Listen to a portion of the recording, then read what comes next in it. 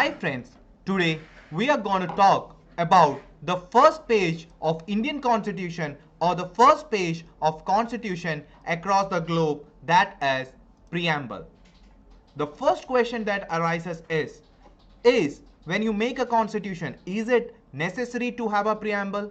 No, it is not at all necessary to have a preamble, but as part of convention, as part of custom, we have our constitutional makers have gone through various constitutions across the globe. They have realized that it is good to have a preamble or an introductory page to the constitution.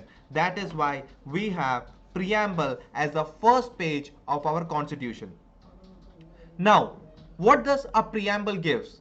Preamble gives the summary of the constitution. It gives a gist, it gives an idea what does the constitution has in it. So it is the summary of the constitution, or it tells about the philosophy of the constitution, on what philosophy or on what grounds does the constitution is made on.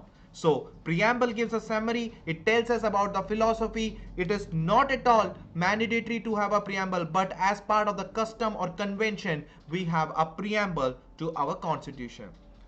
In other words, you can say that it gives a bird eye view of the constitutions. Like a bird's eye, it gives a sharp, precise insight about the Constitution of India. So our constitution's preamble give a bird eye view of the constitution. So we have come to a conclusion that preamble is a introductory page. Now, the first statement of the preamble is we the people of India.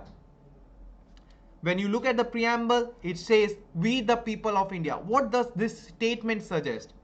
This only suggests that the Constitution of India is not an imposition on us by any foreign power. No one has imposed us or forced this constitution on us. It is we the people of India has adopted this constitution through our representatives in Constitution Assembly. So we the word we the people suggests that the people of India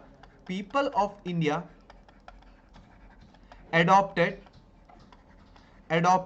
the constitution. Now, how did the people of India adopt the constitution? Because we have elected some members into the Constitution Assembly and they have made this constitution for us. That means no foreign power or no alien authority has forced or enforced this constitution on us. It is we the people of India through our representatives in the Constitution Assembly has adhered this constitution. Now, we have already talked about amendment, any change or alteration made in the constitution. Preamble was amended only once. The preamble was amended only once. It was 42nd Amendment 1976, when the Constitution of India was amended in year 1976. For the 42nd time, it was done to amend the first page of Indian Constitution, that is preamble. Original Constitution had three words: sovereign, democratic, republic. In the initial constitution, which was made by our constitutional makers, which was adhered by India in November 26 November 1949, only had three words in the preamble: sovereign, democratic and republic. But two new words were added to the preamble, that is socialist and secularism. So it was need of the hour or need of the society that we needed to add two more words to the preamble, that is socialist and secularism. In the constitution, initially we had only add unity, the word unity was there, but to the word unity, integrity was added.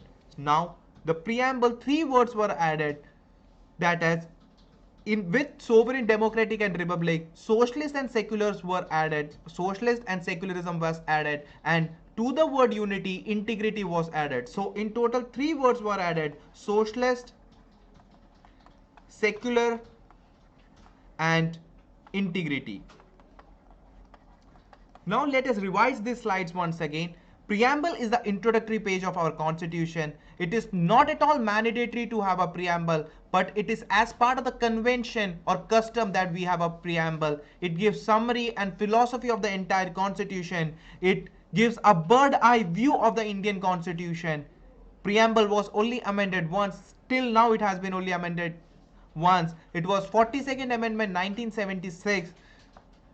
Two words were added then. It was socialist and secular. These two words were added with sovereign democratic republic. So now it is read as sovereign democratic republic, socialist and secular. And one more word was added, that is integrity was added to unity. I hope this section is clear with you. Now let us analyze what does socialism mean. The word socialism suggests that state-owned distribution production to balance the gap between have and have-nots. See, state, here the word state suggests government or the country.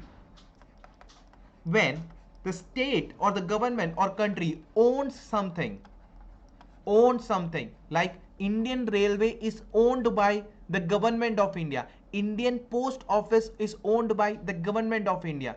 When certain industries or certain sectors are owned by government to control or to balance the gap between rich and poor, this is called as socialism. Like, I will give you one more example. You might have heard about PDS. What is PDS? PDS is public distribution system. Let us write this example, public distribution system. What is public distribution system? You have heard about ration, in which we distribute wheat, rice, petrol, diesel through public distribution system in order to make sure that the poor also receives the benefit rather than only rich buying the things. So certain things are owned by government or the country to balance the gap between have and have nots. This certain things, this aspect is called as socialism. Now, what is democracy? Democracy is clear. That is, we elect our representatives. But if you compare that word or if you study that word democracy in relation through socialism, in relation with socialism, we can say that when socialism is achieved through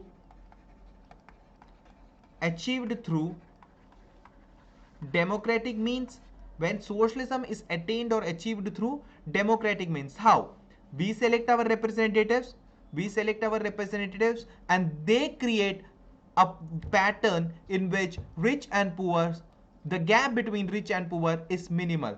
That is democracy. The representative selected by us forms the government, and what the government tries is to balance the gap between have and have nots or rich and poor. This is democracy. And democracy can also be called as Fabian socialism. What can it be called as? Fabian socialism. So if in your exams question arises what is Fabian socialism, is a scenario where the democratic means government is elected, the government is elected through democratic means, and that government is trying to achieve socialism, then it is also called as Fabian socialism or democracy. Republic. The head of the state, like in India, the head of the state is president, the head of the country is president. The head of the state should be an elected one. It should not be a hereditary monarch. Like in case of United Kingdom, the head of the state is queen and she is a monarch.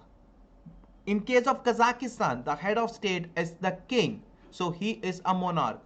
But in a republic nation, it is mandatory that head of the state should be an elected one. The last thing is secularism. It is religious neutralism on the part of state. That means the state cannot, here the state itself suggests for the country or the government, the state cannot discriminate on the grounds of religion. In other words, you can say the country has no religion. In case of India, you might have heard about certain Islamic countries. Pakistan is an Islamic country because the majority there is Islam. But in case of India, the state or the country or the government of this country do not have any religion. They do not have any religion. All the religions are equal here. So we have studied four aspects which has been written. That first one is socialism. It is state owned distribution and production. That means government or the country is owning something and it is done to balance the gap between rich and poor. That means the poor can also buy certain things at a cheaper cost. Otherwise, if the state is not owning this, then the poor might not be able to buy those commodities, might not be able to afford those commodities.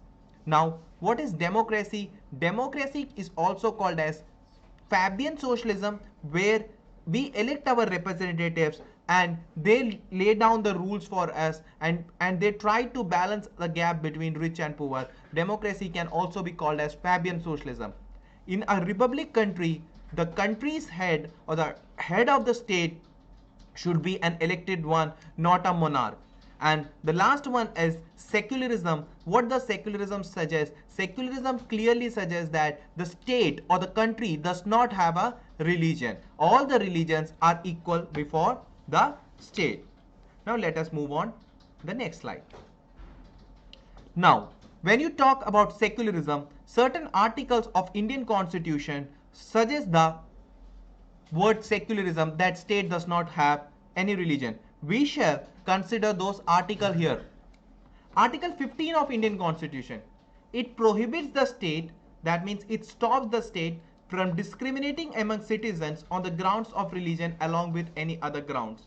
So, what does Article 15 suggest? It prohibits the state from discriminating among the citizens on the grounds of religion along with any other grounds. That means state cannot discriminate among its citizen on grounds of religion.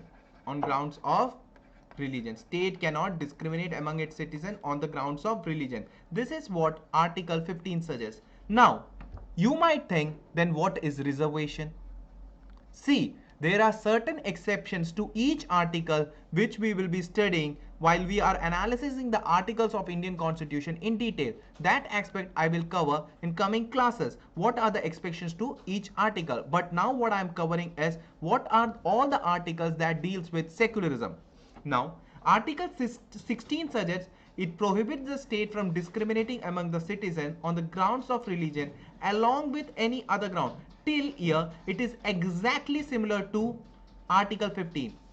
Article 15 also said that state cannot discriminate among citizens on the grounds of religion along with any other ground. 16 also suggests the same thing, but it adds one more thing: at public employment places. That means at government jobs and offices. So what does Article 16 suggest? That it prohibits the state from discriminating among the citizens on the grounds of religion along with any other grounds at public employment places. Example, government jobs. That means state cannot discriminate among the citizens on the grounds of religion at public employment places. I hope this much is very much clear with you. Now, what does Article 326 suggest? 326 said that any citizen of India can cast their votes. Any citizen of India can cast their votes irrespective of their religion, on whatever religion they are born into, be it Islam, be it Christianity, be it Buddhism, be it Hinduism. Irrespective of religion, they can cast their votes. So that is what Article 326 suggests. And to add to the strength of secularism, Article 25 to 28 also talks about freedom of religion. We will analyze these articles deeply in coming classes. That means Article 25 to 28 also talks about freedom of religion. Now, what we will analyze in deep is democracy. See, when we analyze democracy, we need to know one thing. I'll tell you something here. Democracy, just wait, we'll take a pen. Democracy can be divided into two. One is direct democracy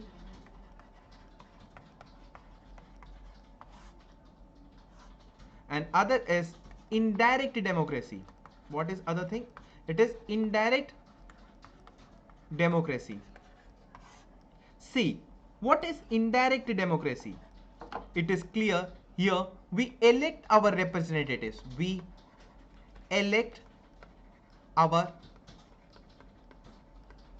representatives.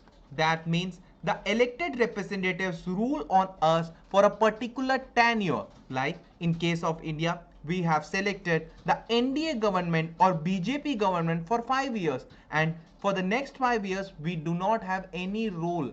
We do not have any role in the laws they are making. We can't call them back. It is for 5 years. We have given them the mandate for 5 years. This is indirect democracy. That means we are electing the representatives and they are ruling on us. That is indirect democracy. Other thing is direct democracy, where this does not happen in India, but in case of direct democracy, the people directly take part in the governance of a nation. In case of direct democracy, the people directly take part in the governance of a nation. Let us look at what are the tools of the direct democracy. See, these are the tools of direct democracy. First tool of direct democracy is initiative. What is the process initiative? When the people of a country or the population of a country wants a law to be made, then they initiate the law. They start asking the government, make a law on this account. Then that process of initiating the law is the first tool of direct democracy. The process is initiative and it is for initiating the laws to be made. That is the first tool. The second tool is referendum. See, people have initiated the laws which is to be made. The government has taken a decision. Now what the government will do, they will make the law and refer the law made by the government to the people. That means they will refer the law made by the government to the people for the people's approval. That means the government will make the law and then they will again send the law to the people for their approval. Now, the third direct tool is recall. See, in case of India, we talked that India has an indirect democracy. We select that representative for 5 years and during this 5 years, we can't call them back. But in case of direct democracy, the people had right to call back their representative if the majority wishes. If the majority who have elected them or who have sent them, they feel that the person is not working properly for the nation, they have the right to call them back. This instrument of direct democracy is called as recall. So we have done 3 instruments and the final and the foremost instrument is plebiscite. What is plebiscite? If the government need to take a decision on international importance or political importance, very much important aspect has to be taken. The government can ask the people about their opinion on that issue. That is plebiscite. The government can ascertain the opinion of the people on that issue. That is called as plebiscite. So we have done 4 features of direct democracy. Let us analyze it in a bit deep. See, I will explain you all these features and with the help of a flowchart. See, first was initiative. Certain group of people, like we will make 5 people. This is the population of a country. It is always good to represent or learn something using flowchart or diagram. These people want to make certain laws. These people want to make certain laws. So what they will do, they will initiate the laws to be made. Now, what will be the next step? They will initiate the laws. The process is called as initiative. Now, what the government will take? Now, government is an authority. Let us make a pen and a paper here. So they government is an authority. They have to take decision. They will consider the fact. They will consider the fact and make the law. They will make the law. Now, after making the law, this government will send this law made to the people again. They will send the law made to the people again for their approval. If the people approves it, then the law will be made by the government, and if they reject it, law will not be made. The last step is recall. See, there are 5 persons here. This government might have been formed because 3 of the persons voted in favor of the government, right? 3 of the persons voted in the favor of the government. But if these 3 people out of 5 wishes, or 3 others means majority wishes to call back the government, they can call back the representatives. This tool doesn't happen in indirect democracy or in case of India. So we have studied 4 things. It is initiative, referendum, recall, and the last one is plebiscite. If any issue of political importance, international treaty or agreement, the government can refer it to the People's Assembly, National Referendum Assembly for their approval. So I hope the tools of the direct democracy are clear with you. With this, we'll move on to the next slide. No, we'll cover these examples of direct democracy also. In France, in case of France, like direct democracy is practiced in France and Switzerland. It is practiced in Switzerland also. It's not yet written here. I'm mentioning it. In case of France, French president can refer constitution amendment bill passed by French legislature in national referendum. That means in case of France, if a constitutional amendment bill is passed by French legislature, it has to be referred to national referendum for people's approval, and if the population of that nation, majority of the population approves it, then only the constitution amendment will take place. And French president can also refer an international treaty or agreement. They can also refer an international treaty or agreement signed by French executive. That means French president, if wishes an international treaty or agreement, suppose France is signing a treaty with India, he has to send that treaty to national referendum for people's approval, then only the treaty will be valid. So this was the case of France. Like, now what I want to tell you is that recently a referendum took place in France for separating of New Caledonia from France. This is an example of referendum. And Britain's exit from European Union, the Brexit issue, Britain also had a referendum in People's Assembly, People's referendum. That means Britain, the Prime Minister of Britain, David Cameron, wanted to ask the people, thus Britain should exit from European Union, in which approximately 51% of people voted that yes, Britain should exit from European Union. That is why the Prime Minister took a decision that the Britain needs to exit from a European Union. So people's opinion is very much mandatory, or which very much taken into consideration in case of nations who are having referendum as the method of democracy. Now we will analyze certain freedom of features of Indian democracy. In Indian democracy, we have more than one political party. Yeah, we do have more than one political party. Then it gives a choice to the people that they can vote as per their need. If you have one political party, like in case of China, there is only one political party, that is Communist Party of China. There the people then do not have much choice to vote for. But in case of India, they have more than hundreds of political parties in which the people have right to choose their representatives.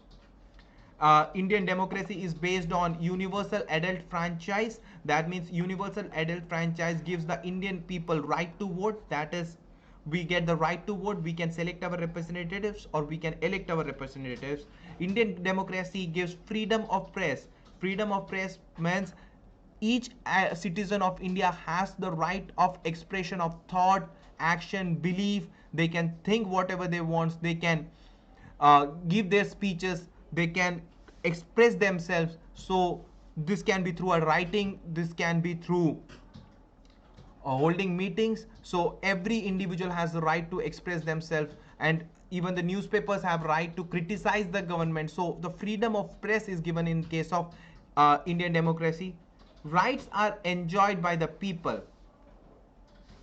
Rights are enjoyed by the people, like we get fundamental rights, human rights. All these rights are given to the people. So in our democracy, even the people or the population has various rights. So we will analyze the fundamental rights and human rights in detail. See, the last step and the last feature is very much important. Here majority rules, but the minority is also respected. I'll give you a very precise example of this. In 2019 elections, NDA led by Sri Narendra Modi won the elections. They are part of Lok Sabha and Rajya Sabha. They are sitting in Lok Sabha. But the party who lost the elections, their winning members, their winning MPs are also sitting there. Even if their party lost, but their winning MPs are sitting in Lok Sabha. That means even the majority is ruling, the minority is given the right to criticize the government. So even in the case of majority, but the minorities' views are also respected in our nation. It is a very good aspect of our nation. See, we were analyzing the features of Indian democracy. We said that Indian democracy has more than one political party. Our concept is based on universal adult franchise. That means we are given right to vote. Here, free people are free to express their thought, action, belief. We are given freedom of press. People has right to criticize their government. Here, rights are enjoyed by the people. People are given with multiple rights, and majority rules, but minority is also respected. In this class, I will analyze two more words, that is liberty. What does liberty means? Freedom of thoughts, expression, belief, faith, and worship. You are free to think. You are free to express yourself. You can believe in whatever you wishes to. You have faith. You can have faith in any religion, caste, color, creed. You can worship any idol you want. So you are given a freedom of thought, expression, belief, faith, and worship. This is liberty. The concept of fraternity. The concept of fraternity is universal brotherhood. We all are sons and daughters of same soil. This concept was very much explained by a legendary speech of Dr. APJ Abdul Kalam, the concept of Vasudhaiva Kutumbakam. That means the world as a universe is like we consider the world, the entire world as our brothers and sisters. That means we believe, the nation of India believes in world peace. These were the terms that has been written in the Indian Constitution. The terms liberty, fraternity, democracy, socialism, republic, secularism. So I hope I am clear with these terms. I have also explained you the tools of direct democracy and also explained you what does an indirect democracy means. We have notified certain articles here, 15, 16, 326. These all articles dealt with secularism. In coming classes, we will analyze the subject Indian polity much deeper. Thank you.